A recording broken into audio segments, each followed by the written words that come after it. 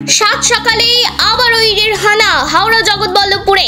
আজ সকালে হঠাৎই হাওড়া জগৎবল্লভপুর ও শ্যামপুরে ইডির হানা, যার জেরে চাঞ্চল্য ছড়িয়েছে এলাকায়। রেশন দুর্নীতি মামলায় রাজ্য জুড়ে ইডির হানা চলছে জেলায় জেলায়।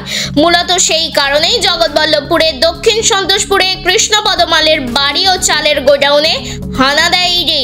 7 সদস্যের ইডির দল আজ সকাল থেকেই ব্যবসায়ী কৃষ্ণপদ মালের বাড়িতে ও গোডাউনে তল্লাশি চালাচ্ছিল। প্রায় 4.5 ঘন্টা ধরে চলে তল্লাশি ও জিজ্ঞাসাবাদ, এমনটাই কিন্তু সূত্র মারফত জানা যাচ্ছে। পাশাপাশি শ্যামপুরের শশাটি এলাকায় চাল ব্যবসায়ীর গোডাউন ও বাড়িতে ইডি হানা। তবে তল্লাশি শেষে কিছু তথ্য পেলেন কিনা তা কিন্তু এখনো পর্যন্ত জানা যায়নি।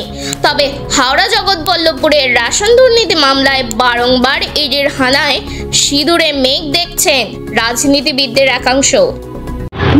আমি আর কি দেখবো, ওই তো দেখছি যে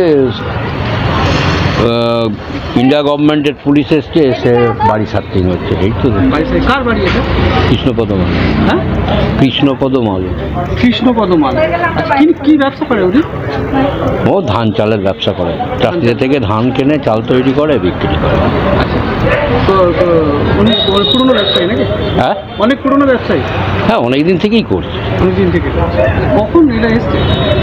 এরা এসছে ওই ঘন্টা দেড়েক আগে। ঘন্টা দেড়েক। আপনার নাম?